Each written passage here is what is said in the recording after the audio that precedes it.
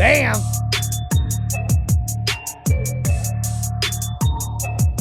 Hi, and welcome back. I'm so excited to introduce you to my new friend, Jayson. He is a founder of POWERHOME SOLAR, 3-time Entrepreneur of the Year winner, and he's got this amazing new podcast that I was actually just a guest on. It's the True Underdog podcast. Thank you for being here. Hey, thanks for having me. And the weather's better here than where I'm usually at. Oh my gosh, and you flew in. I'm so excited to actually be seeing a human being in person. This is really exciting. Isn't it great? COVID's happening, but we're here in the studio doing the podcast. Isn't that great? It is so great. It's so nice. So take us back. Right now, you are at the top of the world. I mean, literally 3-time Entrepreneur of the Year winner. I'm so jealous. You started from nothing. So you need to take me back to started at the bottom and now you're here. How did that happen? Well, my parents are blue-collar parents. I mean, you know, most of us have that story. Our parents work hard. We kind of learn from them. But my dad stayed with AT&T till he could retire. And my mom worked at bakeries decorating cakes. And we grew up in Arizona. We didn't have, I wouldn't say we were poor, but we were less than middle class, right? My parents had to work 2 jobs. We struggled. When we moved to North Carolina in 94, I was going to be a freshman. So I had to start a new high school. That's hard. It is hard. At that age, and yeah. I was very upset. I was like, why are we leaving Arizona? Sure. You know, that's what I was used to. That's where I grew up. And it was a whole different culture there compared to what I was used to. And when we moved in, and in Arizona, people really didn't judge you on, at least where I went to school, because maybe we were a little less than middle class. There was no measurement of what do you have, what don't you have. And when I moved to North Carolina, my dad bought a trailer, a double wide, and we lived in a trailer park. In Arizona, I don't think I would have been judged, but going to school and trying to make friends are like, where do you live? I'm like, oh, I'm in Southbrook. They're like, oh, the trailer park. I'm like, yeah. They're like, oh. It was kind of that feeling in school where a lot of judgment was going on. And that had to stink. Oh, it would. Yeah, it hurts your feelings because you're Yeah. like, it ain't my fault. Like I live there. I'm still a person, right? So the other thing was, Did you feel ashamed? I was never ashamed. I just felt less than, and I never got upset and made excuses. But I was like, that's not going to define me. I'm used to in Arizona, people were popular because of who they knew or how fun they could be or how tough they were, not how much money they had. And in North Carolina, when I first moved there in '94, and going into the year 94, 95. It was always a measuring stick. As late as when I left in 2018 and moved to Michigan, it was still in neighborhoods I lived in, a measuring stick. And that's not a shot at North Carolinians. My kids are from there. My wife's from there. But the Southern hospitality thing's kind of BS because it's really some of the people that grew up there maybe, but most of the people from the North made a little bit of money and now they think their shit doesn't stink and they want to look down on people. And I felt that in high school. And I would help my dad pay bills because he would deliver papers at night and he'd be like, hey, I need help. So I would do that from midnight to 3 a.m, still go to school. And so that lasted, I don't know, maybe 8-9 months helping him do that. And then, I ended up getting in fights at school and I ended up getting kicked out of school and I had to go to part-time school, day and night to try to get a diploma. And then I got, my girlfriend pregnant. And so. Holy yeah. So cow. it was. In your mind back then, were you thinking like, this is it? This is just what life is and this is the path I'm on? And some of my friends and my family would say that even when I was 14 and 15, I always had this goal of like, I want to own a business. I want to do my own thing. I want to drive around in a Winnebago and travel the world and not care, right? Now my theory is I want a yacht and I want to float the islands and not care. So it's changed a little bit. But I had that vision and I watched my dad stay in a blue-collar corporate America type job. Well, I wouldn't say it was corporate America. It was a big company at AT&T, but he was blue-collar, working in the Bill Print Center and, just struggling to live week to week. And I watched him miss an opportunity to open a business with a friend because he wanted to do what was safe. And so in the back of my mind, I was like, I never want to do that. I don't want to miss my opportunity. I don't want to live like, when I'm in high school like this. And now that I'm having, a daughter, I don't want her to live like that. So it was kind of an extra, ignition switch there. And my wife's family at the time, they don't now, but they used to judge me. Oh, he lives in a trailer park. Why are you with him? Why this? Why that? So there was a lot of that I had to overcome and deal with. And I would use layers of people saying stuff and feeling less than as motivation of how can I outdo this? And the best revenge is really just Success. You succeeding and you don't have to say anything. And then you turn it haters to speaks followers. so loudly for It when does. I got fired from corporate America and I was mortified. I remember thinking that in my low moments, hang on, they're going to have to just watch what I am about to do. So get ready. It is a major punch in the face. I love, Terrell Owens' comment, and I am not a conceited person. People that know me, I'm more humble than it may seem, right? But I love what T.O. says. I love me some me. Get some popcorn, right? That's how I feel. You're going to doubt. You're going to tell me I can't. You're going to tell me I won't. You're going to put borders on me and control me. That's not going to happen. Get your popcorn ready. I love me some me. I'm going to break through. You're going to have to watch. So that was kind of my mentality. And I got jobs. I got lucky. I got jobs I wasn't supposed to have because I was good at making resumes that were bullshit. And I was good on a computer. So I would make resumes that showed I had a college education. You really didn't go to school. But I didn't, right. Wow. Yeah, I didn't even finish traditional high school. And I was 19, but I had a fake ID. It said I was 22. And for everybody listening, don't do this. You can't do this stuff now. But 97, 98, 99, you could pull this stuff off. Internet just came out. For them to find out if you had a college degree, they had to call somebody.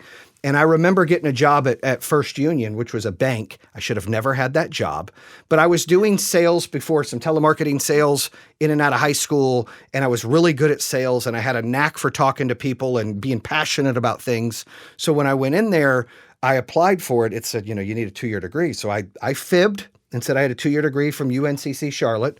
And I said I was 2 years older than I was because I was 19 at the time, said I was 21, and got the job.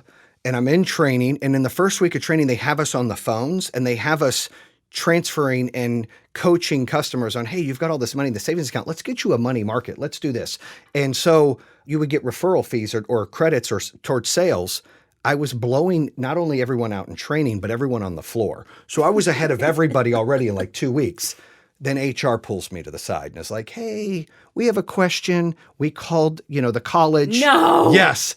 And they couldn't find your degree. No. Yes. Like, what is the chance of that actually happening? Oh, gosh. I remember the pit in my stomach. I was like, oh, my goodness. Like, busted. Yes. And it hurt my feelings because I would have never told a bold-faced lie, but I was in the position of like, I deserve this job. I'm as good as them. Mm-hmm. Why should I be constricted of not having the job because I didn't go to college? I have more sales experience than a lot of these bozos that are getting the job. They just went to college. That doesn't make them better. Right. So I took it in my own hands, which was probably, I wouldn't advise it now, but at that time it was easy.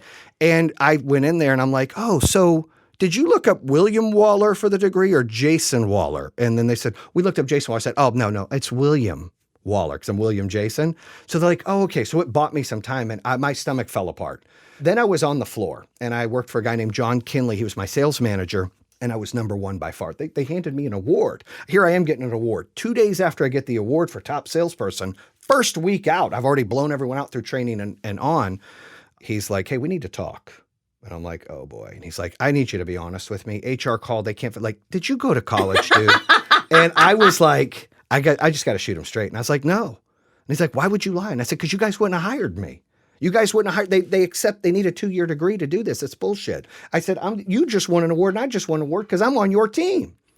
And he's like, you're right. He's like, but dude, you can't, just do me a favor. Don't lie anymore. I'm like, I'm good. But that job, that experience, me taking a chance and not taking no for an answer and doing that allowed me then to get other jobs where, I worked at Verizon Wireless and was one of their top, business account managers selling, PDAs and BlackBerries before they were cool. I was having to meet with corporate executives and go, look, this landline fax machine stuff, that's gone. Like, you're going to use this. No, I'm not. Yes, you are. And I would have to show them and sell them on, that's why this is going to be important to make you more, profit, more efficient. And, I would sell a bunch of those accounts. I was one of their top people until I opened up my first business. But all of these little layers of being told you can't and, oh, you're wearing a fake Tommy Hilfiger. And my car had insulation falling off the top. My first car was $300. And it was an 86 Dodge Lancer, and it was 12 colors, and it had hubcaps. And I scrubbed the shit out of those hubcaps and armor-alled those tires and finally got an Econo-Lube paint job for $100 and was excited when I could do that. But I would go to school, and people would I didn't have a cool car, but I had a car.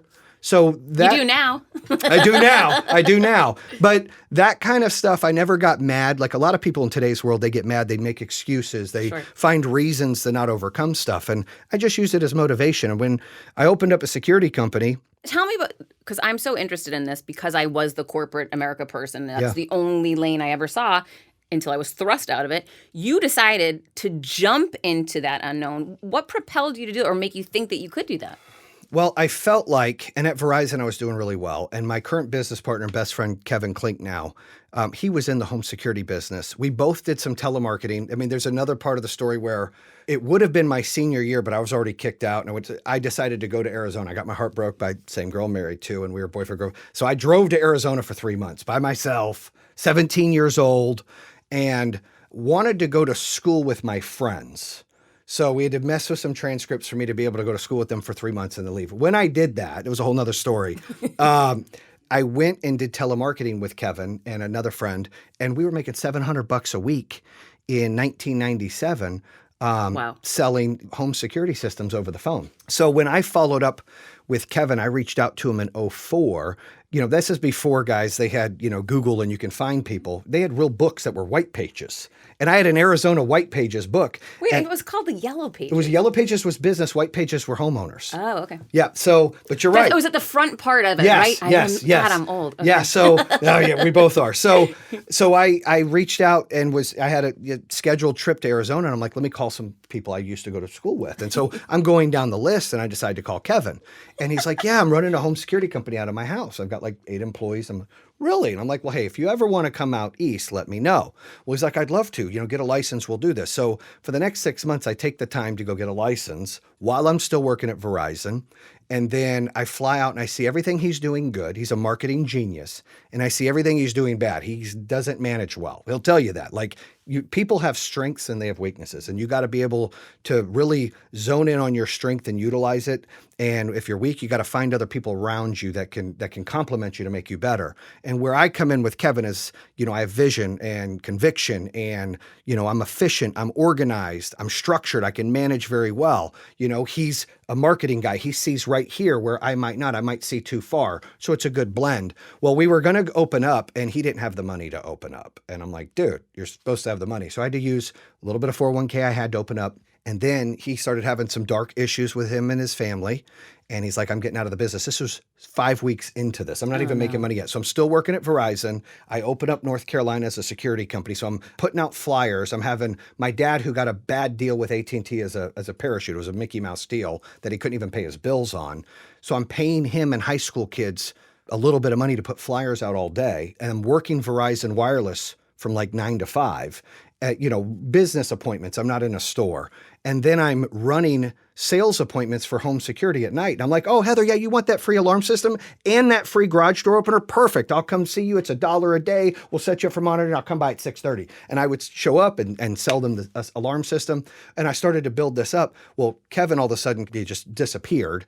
And so he emailed me and was like, dude, I'm struggling. I've got some personal things going on. Can you buy me out? And I was like, buy you out? You brought me into this business. If we did, I'm going to give you money. So I gave him money to pay his bills. And he went into real estate for 5 years. I didn't hear from him again till 2009. By 2009, I built this company out of a room as big as the studio in our house. It was a master bedroom. I had a tile board. Even with the solar company, I did this. Every company, I've done the same thing.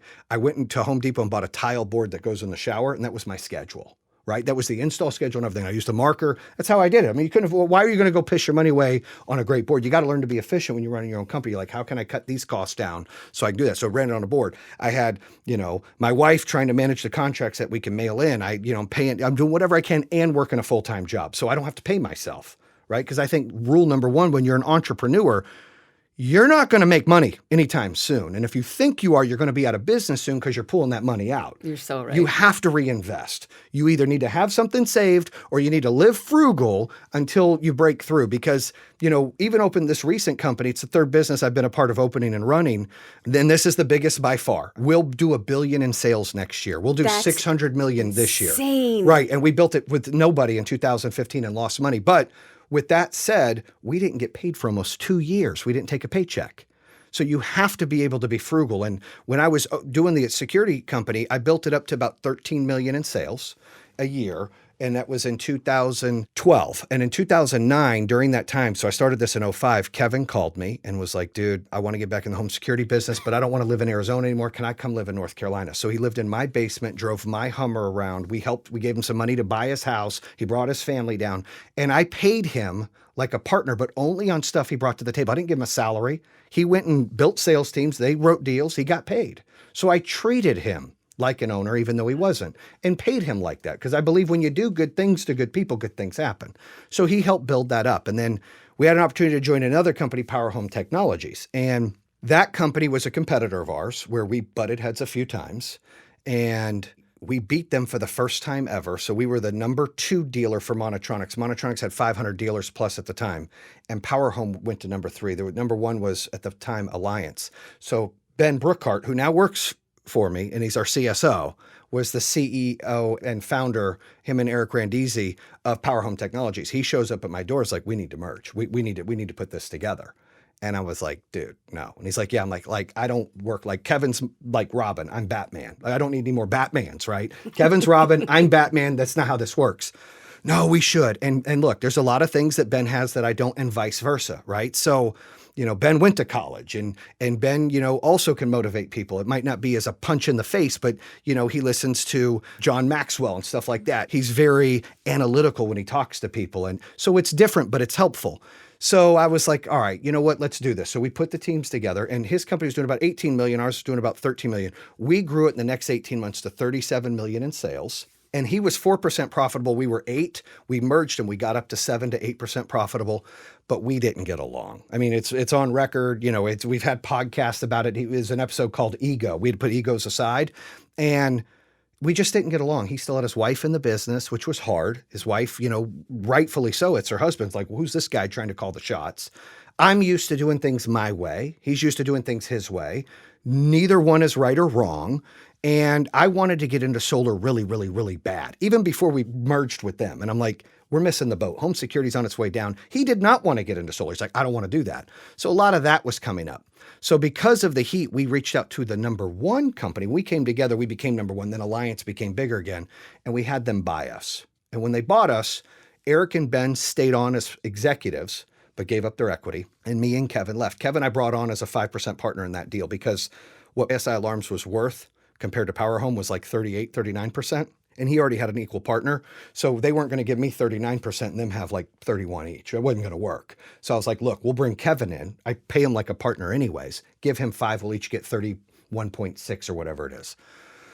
So we did that. We built the company up. But there was a lot of drama there. And look, I learned a lot, failed a lot, you learn. And I said, look, this isn't going to work. So when we sold the company, I gave Eric and Ben an opportunity to stay in for solar. They didn't want to. So I bought them out of the right of the solar company we opened. We're going to go and wish them well. And we didn't talk for a hot minute. And that first year we did the solar business, Kevin was still running call centers for us. We had some call centers in Pakistan that was a dealer for home security, and that was trying to get us a check. It was struggling, but he was running that out of a different location. And I was doing the solar on my own. And in 15, we did $3 million in sales, and we lost $1 million. And that million had to come from somewhere. So what I made in the other business wasn't a lot. I mean, it was my first company I sold. I made $1.5 million. And to a lot of people, it's a lot of money, but it's not when you have a certain lifestyle and you're used to making, $500,000 or more a year, and you're all in on a company that has zero revenue and you're not getting a paycheck. So I had to take that money, stick it into the POWERHOME Solar. Then I'm on the lake in a nice $2 million home. I had to sell that home and stick the money in the business. Everything I can do to keep it alive. I remember the end of 2015 at Disney, which I probably shouldn't have been, but we already paid for the trip. And I was emotional. I was telling my wife, I don't know if this solar thing's going to work. And Kevin kept saying, we need to shut it down. And I'm like, and that was the first time ever that I felt like I almost quit. And I said, she's like, well, you need to do what's best and pray about it, think about it. And I said, that's what I'm going to do. So I woke up in the morning. I'm like, you know what? They're going to have to throw me out. I'm going to fight until the thing either explodes or I can't do it anymore. I'm all in. She's like, sure. I said, absolutely. So that's when we agreed I would sell the house, stick it in there. And I went all in, and I fired almost everybody. I went out. If they didn't think like me, they didn't work like me, they weren't there for the right reason. If it was just a job, they were gone. There was no more friends. I had an 80-20 rule I instilled right there that 20% every month I'm firing, I'm recycling to get more winners, less people that are just C players that are shelf life holding everyone down. So that's been always my motto is I got 10 people, 2 are gone at the end of the month, the 2 worst. I got 120 are gone, every department. And I hold to this day all the directors accountable. It may be 25% this month and 15 next month, but the deal is they have KPIs and they need to be replacing the bottom 20% of their team every single month. Otherwise you get stagnant and you're just a company that stays flat. That's Jack Welch's philosophy. And I don't know, and I've heard that, right? But I just got sick of it where I was like, this is what we have to do to grow and I didn't come up with that number until later when it was like, I just said, I put a line in and it ended up flowing where it was about 20% we were just firing. And so we stuck with that motto. And in 15, 16, we started to make a little ground, but we still lost money. So we went 3 million in 15, 14 million in 16, still lost money. Wow. But got on payroll in November of 16. So I was like, hey, here's almost 2 years, 23 months, no payroll. Finally, we're getting a paycheck. It's decent. Great. Go into 17, we are booming. And here's what's ironic is the solar industry is always looked at as a Democrat industry. Like, oh, tax credits and solar, renewable, climate change. Look, I just got the honor to do a roundtable with the president, and I was there not as a supporter or not as a non-supporter. I was there bipartisan to talk about our industry and give feedback. We did a survey, and 70% of our customers are Republican. People don't know that Republicans buy solar equal or more than Democrats do. But there's this stigma of people that think that solar is only for the granola people driving the Prius and that wants to save the world. Have you seen Social Dilemma yet on Netflix? I have. Okay, so then that's why that stigma is out there. I know, because whatever they've looked up, it follows them around. Exactly. That's a great movie, by the way, but also in a documentary, but it screws with you because it's like, everything on the feeds. Screwed. Yes, we're screwed. Yeah. And the world's screwed because Yes. me and you could have completely different feeds. So, long story short, I got to do that. And as we grew, we went into 17. When he came out with the tariffs on China, we saw all the panels everyone was getting in solar at that time was from China. It was irrelevant. There was only one panel manufacturer in the US in the solar world. They were going out of business. So when I saw the tariffs coming, 2 things happened at 17 that really changed everything. One, I brought on a president, which is Steve Murphy, because we were growing in sales so much that now we were flirting on pace for 40 million. I'm like, ooh, I'm not used to this on my own. I probably need to get a real CFO and a real president, right? Mm-hmm. Because we probably need some private equity because people don't know in the solar business, whatever our company sells today, we're paying for 80% of that in the next 60 days before we see a penny of revenue or cash. Wow. So if we sell 50, 60 million like we did last month, but only installed 40 million, well, that's a 20 million gap. We're paying 16 million of that until that revenue comes in. So it becomes a cash problem. Mm-hmm. 17, paper was better. We were profitable, but cash was poor. So I brought on a president to try to do a private equity deal. That helped. And we changed to American-made panels. We saw how Trump won the election on American-made. We saw how he was going to tariff the Chinese panels coming out 50%. We took it upon ourselves to market like that. And we doubled in size the next day. Wow. Doubled in size. We opened up markets in the Midwest where people like solar doesn't work. It does work because the cost of power is so high. It's not just where the sun is. In fact, solar works better in Michigan than Arizona. People are like, that's crazy. No, it's not. The cost of power is 60% less in Arizona than Michigan, but the sun energy is only 50% more. That's 10% better for Michigan. That's what people don't understand. The cost of power is so high in a lot of these Midwest and Northeast states and West Coast states. But in the rest of the heartland, like the South and Montana, power's cheap. So yeah, you get a lot of sunshine, but if power's cheap, it's hard to, customize solar for that. So 17, we ended up 40 million in sales, profitable. 18, we ended up 105 million, and we brought on a private equity partner for minority share and profitable. Last year, 185 million. We'll probably do revenue, probably 400 million, but we'll sell 600 million because we doubled or tripled in size since COVID. Like we did a deal with Generac and people want energy independence. They don't want to depend on anything anymore. They want to have resilience of my power's not going to go out, or I buy an electric car, I want to charge it. I'm not worried about my power going out or them charging me extra rates. So we have really tuned into the way we market and the way we advertise to find out and survey who our buyer is. And our buyers, the people don't like the utility company. And most of them voted on the right side, which is odd. And that was what I got to tell the president. Like, you guys, meaning the Republicans, need to do a better job of sharing that solar's for everybody. It adds jobs, it does this. And if climate change is real or not, I didn't go to college. I think this helps climate change. I can't state if it does or doesn't.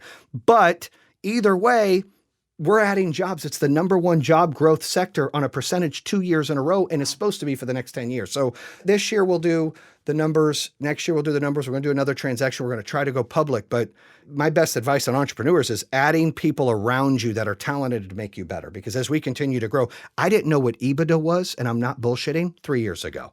I didn't. I'm like, what is EBITDA?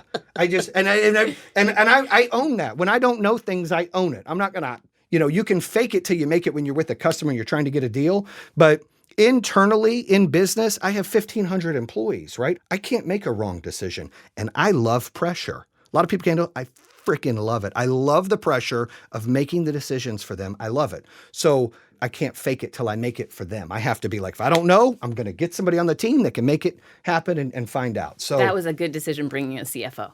Yes, CFO, president, and look, we've grown. The accounting team's got like 12 people now, right? We had 850 employees when COVID hit. We're over 1,500 now. Our best month was 25 million in sales. We did 63 million last month. There's no way you could have ever forecasted this kind of growth. And I don't blame COVID that it did that, because a lot of people are like, is it because COVID did it? No, what it is we changed to offer battery and storage, which people want. We partnered with Generac. We switched to TV advertising. We spend somewhere around $8 million a month in leads and branding on social media. Wow. So we converted about 15 or 20% of that to TV. And that was a game changer.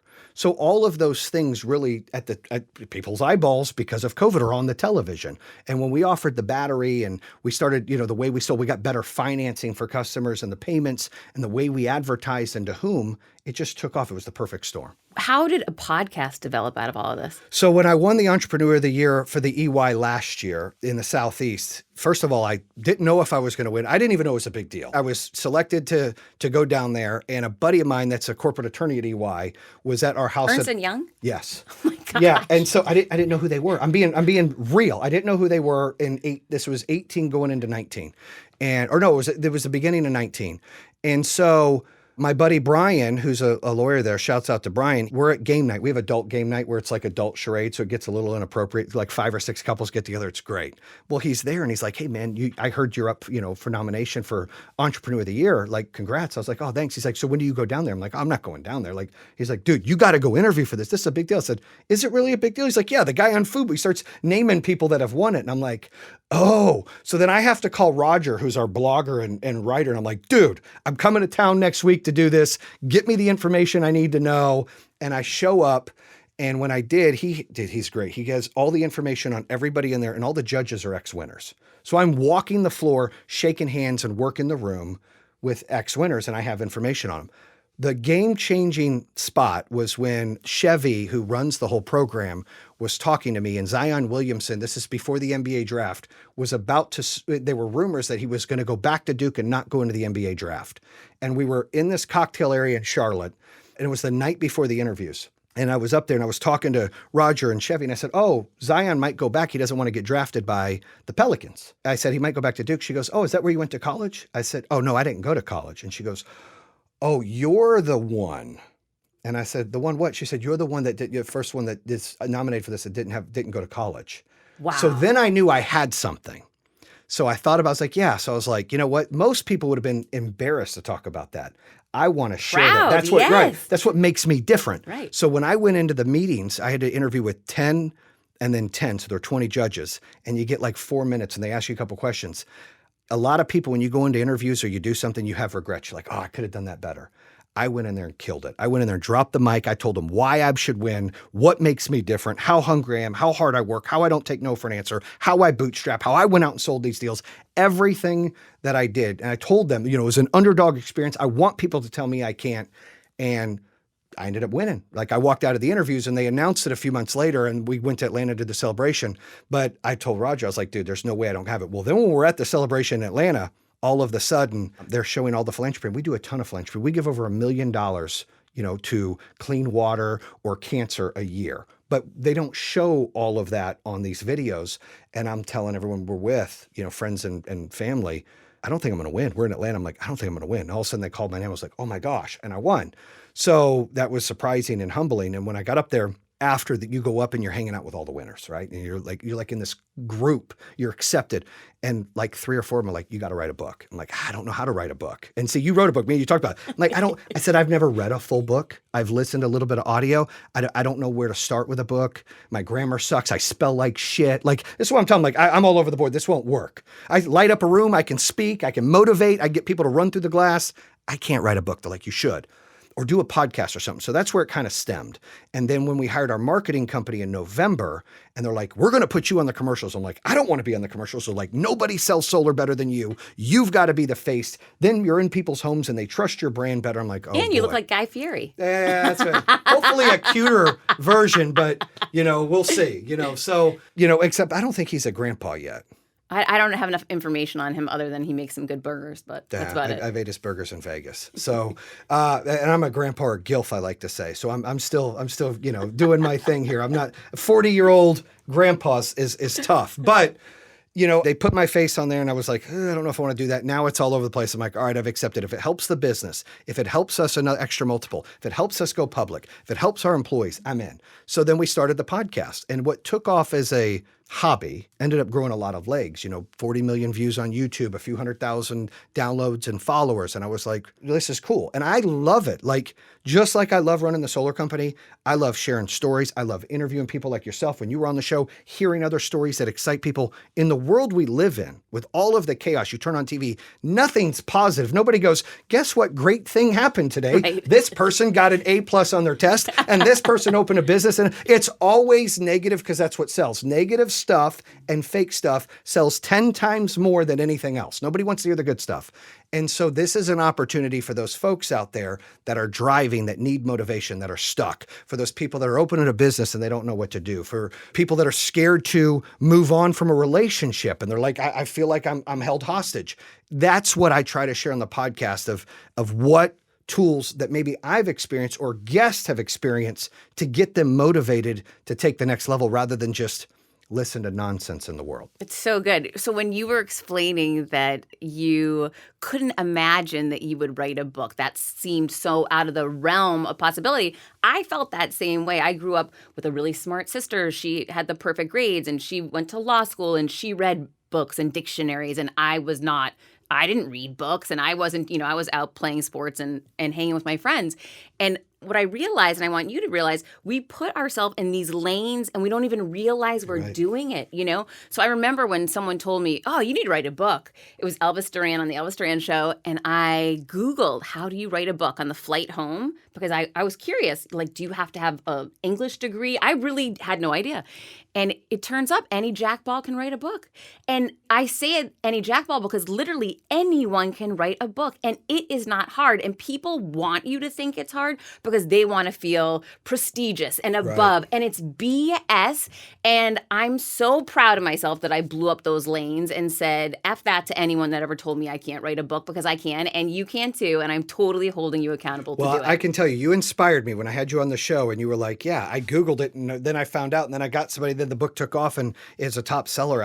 I have shared that story probably 15 times when I'm like, yeah, I had, Heather on my show and she wrote a book. So we got to get this book thing going. She Googled it and she killed it and she wrote a book that's beneficial to people and it did very well. We can do this. So I've used that as inspiration and shared that story because you're right. You're stuck in that lane and what you don't know, what you're not an expert in yet, you're scared. I wasn't an expert in solar. It took time. I wasn't an expert in sales. It took time. I wasn't an expert grandfather. It's still taking time, right? So, or podcast hosts or anything in this whole evolution of your life. Yeah. That's all proof that you'll succeed at it.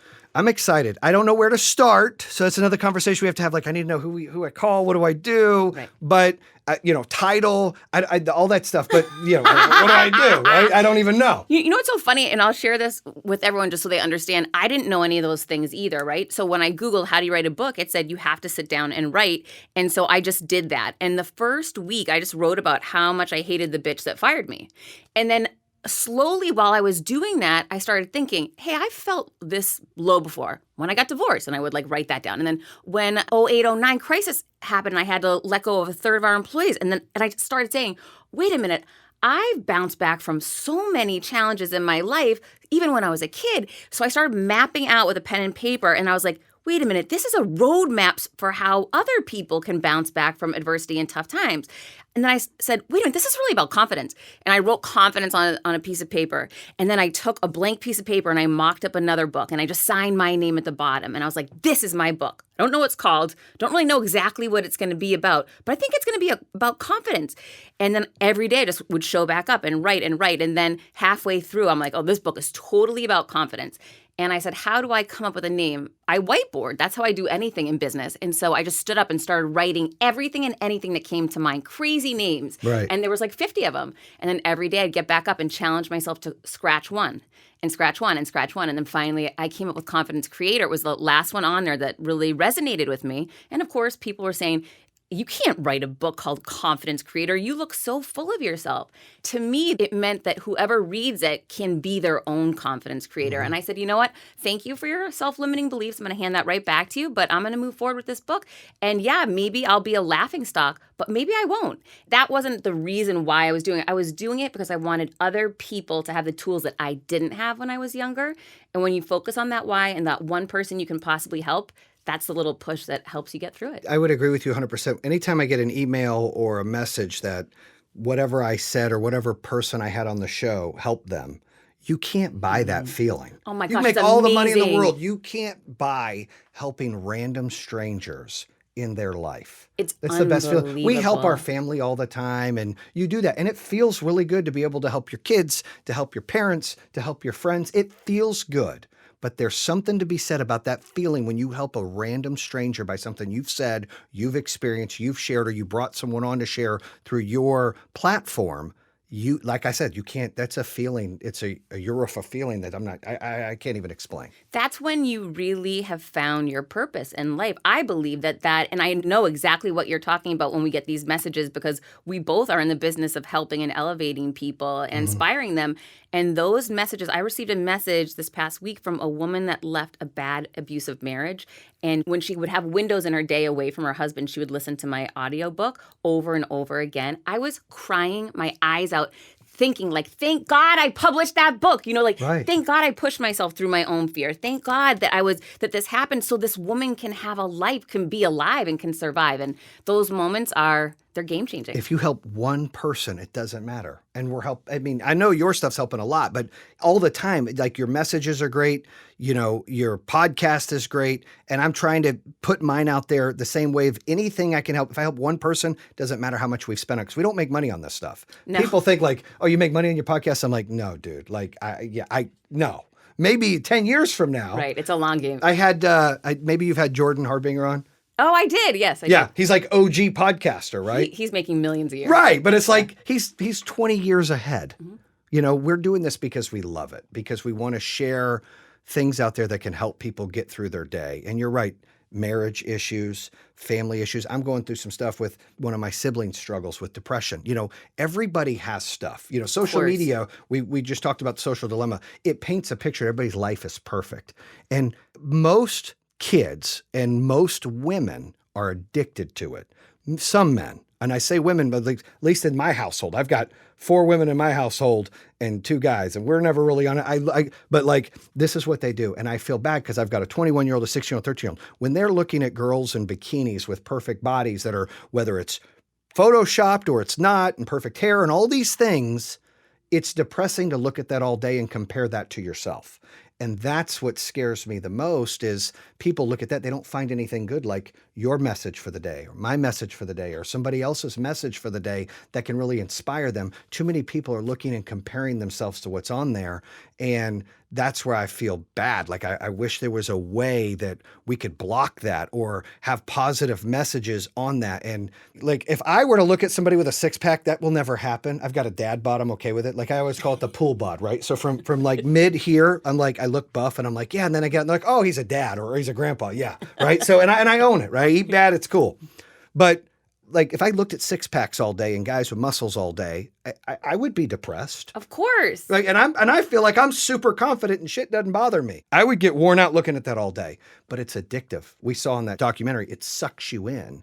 And that's what's going on with the world today. And it's sad because that's why what we're doing, that's why I'm bringing this full circle back, is so important to offset some of that stuff. But that's why you need to write the book. So I'm big into challenges and I'm big into accountability. I have a new book that's coming out in November of 2021. It's called Leapfrogging Villains. I have my final is due in like 40 days. So I've got to speed it up over there. But I don't like to be, under the limelight alone. So I want to challenge you that you would commit to getting your book out that same month that I'm bringing mine out, which is even more than a year away. Totally possible. I did mine in 7 months. So do I have to write, or can I just do a timeline and then have a ghostwriter? Like, what's the suggestion? We have so many options. There are so many options. Absolutely. I'm willing. I want to do it. I want to get it out soon as possible. I don't know where to start. But I'll do what you did. I'll put ideas down. But for me to literally write... there are so many options to do it. You don't have to write the way that I did. My ADD kicks in. I'll be like, I can't write these. Would someone else want to write this and I'll speak? Listen, one of the most popular books that's out there right now is Chris Voss, Never Split the Difference. He didn't sit down and write the book the way that I did. He hired this guy something, I can't remember his last name, but that he was the real writer, the literary person. And he talked to him about what his experiences were. And they together crafted that book. There's ghostwriter. I mean, there's so many options. There's weekend workshops you can go to for 3 days. And for 3 days, you just tell them your story and they write your book. Don't ever let the how get in the way of your why. We know what your why is. We're clear on it. We're going to get that. We're going to get that how going. I'll challenge accepted. We'll figure it out. I'm so excited. I'm super excited. I like to be challenged. That'll be fun. Okay, good. All right, so we're both having books coming out in November of 2021. It's going to be a big month. Can't wait to keep you guys updated on that. And that concludes another episode here on True Underdog. If you're interested in hearing more, make sure you subscribe at iHeartRadio, Spotify, Apple Podcasts, or the YouTube channel. You can always visit TrueUnderdog.com. Subscribe to all of them. Make sure you check out our newest episodes coming out on Mondays and Thursdays. True Underdog, baby. Bam!